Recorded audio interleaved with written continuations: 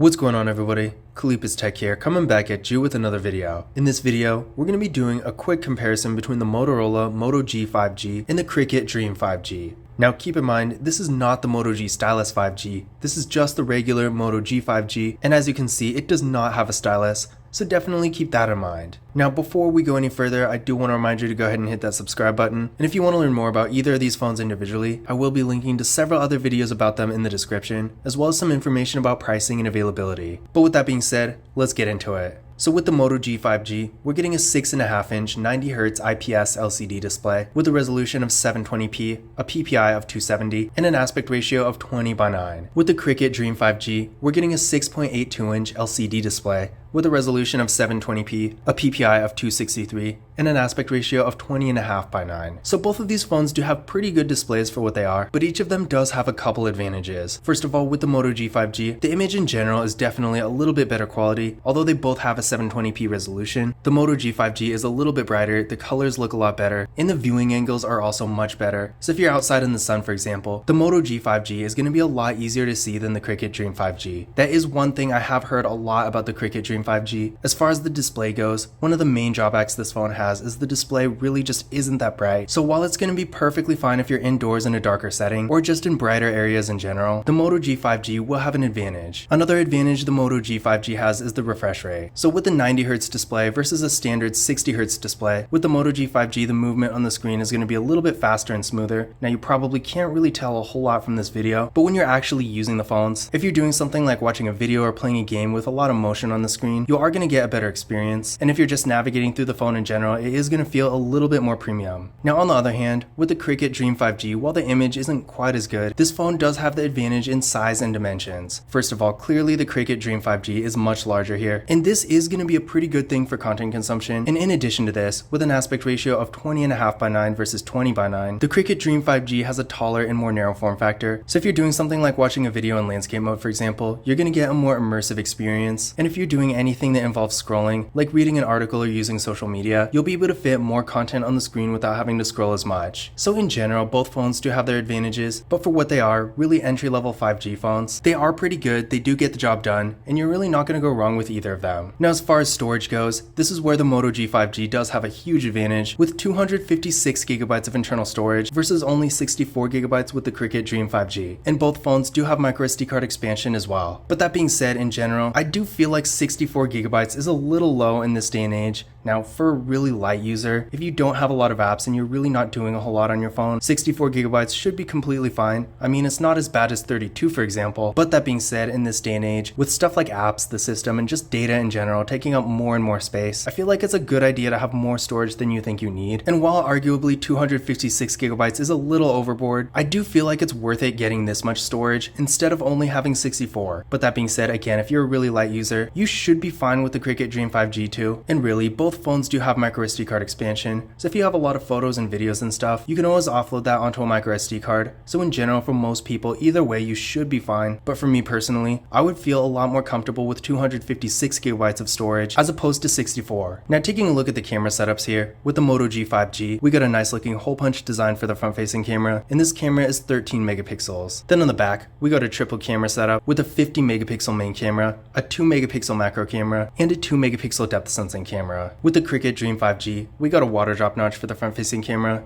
and this camera is also 13 megapixels. Then on the back, we got a quad camera setup with a 48 megapixel main camera, an 8 megapixel ultra wide camera, a 2 megapixel macro camera, and a 2 megapixel depth sensing camera. For video, neither of these phones are really anything special, with both of them maxing out at 1080p in both the rear and front cameras, but then again, they are entry-level phones, so nothing real surprising there. Now, as far as the actual features go, I would say the Cricket Dream 5G does have a bit of an advantage, because it does have an ultra-wide camera, whereas again, the Moto G 5G unfortunately doesn't. To be fair, although the ultra-wide camera is pretty popular, not every phone in this price range has one, and I guess not everyone uses it either, but if you do want a phone with an ultra-wide camera, the Cricket Dream 5G of course will have an advantage. Now as far as quality goes, neither of these phones take amazing photos, but they are both pretty decent, and I would say they're at the same level. So in general, if the camera is important to you, I would say the Cricket Dream 5G will have the overall advantage. But that being said, with the Moto Moto G 5G, although this phone doesn't have an ultra-wide camera, it still does take pretty decent pictures. Again, it's not going to be anything near the level of a flagship phone, for example, but if you just want to get a couple nice Instagram photos here and there, the Moto G 5G will get the job done, and for that matter, so will the Cricket Dream 5G. Now, as far as RAM and processor go, with the Moto G 5G, we're getting 6GB of RAM with the MediaTek Dimensity 700 processor. With the Cricket Dream 5G, we're getting 4GB of RAM with, wait for it, the MediaTek Dimensity 700 processor. So that's right, these phones actually do have the exact same processor, so as you could probably already guess, they do have pretty much the same kind of performance. But that being said, I did run Geekbench 5 benchmark tests on both of them, and with the Moto G 5G, we're getting a single core score of 545 and a multi-core score of 1684, and with the Cricket Dream 5G, we're getting a single core score of 545 and a multi-core score of 1666. So as you can see, again, pretty much the same kind of performance. Sure, I guess the Moto G 5G scored higher by a couple points, but that doesn't really mean it's faster. In general, from my experience, both of these phones are really fast for what they are. Whether you're browsing the web, going on social media, or maybe even doing a little mobile gaming here and there, either of these phones will get the job done perfectly fine. Now, of course, they're not going to be as fast as something like a Samsung Galaxy S21 FE, for example, but again, for this entry-level, mid-range kind of price point, the performance on these phones is pretty impressive. And of course, as the name suggests, they do get 5G connectivity, and while that's definitely not uncommon by any means in this price range, it still is something to keep in mind.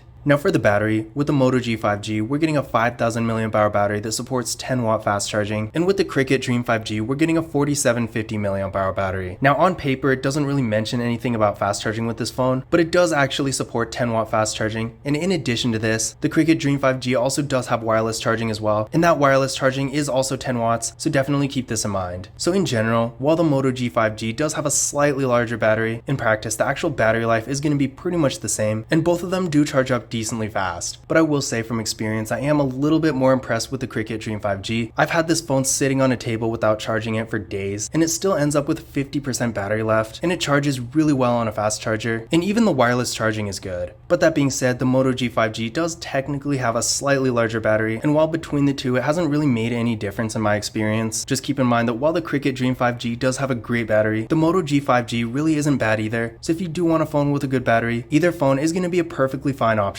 Another thing to keep in mind is that with the Cricket Dream 5G, we are getting NFC, whereas there's no NFC with the Moto G 5G. So if you like to make contactless mobile payments using tap and pay, then keep in mind you will be able to do that with the Cricket Dream 5G, but not the Moto G 5G. But in conclusion, which of these phones is better? In general, despite these phones being really similar in a lot of ways, I personally like the Cricket Dream 5G a little better. First of all, this phone does have an ultra-wide camera, whereas again the Moto G 5G doesn't. And since the photos they take are so close in quality, I do think the ultra-wide camera does make a huge difference here. In addition to this, the Cricket Dream 5G is a lot larger with better dimensions, and even though I do think the brightness and colors look a little bit better on the Moto G 5G, and the Moto G 5G does have a higher refresh rate, making the movement on the screen a little bit faster and smoother, in general, the difference really isn't that huge. It's not like we're comparing an LCD display to a Super AMOLED display. This is really just an IPS LCD. So with that in mind, I feel like having a larger display with a taller and more narrow form factor is going to give you a better experience in general. In addition to this, the Cricket Dream 5G does have NFC, a really good battery, and wireless charging, which is a feature I personally use all the time. But on the other hand, the Moto G 5G really is not a bad phone at all, and the storage is one huge advantage this phone has. With quadruple the storage of the Cricket Dream 5G, if you're more of a power user, if you have a lot of apps, photos, and videos and that kind of thing, I feel like just this alone would make the Moto G 5G worth getting instead of the Cricket Dream 5G. But in general, if you're looking for an entry-level 5G phone with a good display for consuming content, a nice camera that takes good photos, a fast processor with great performance, and a really good battery, then you really won't go wrong with either of these phones.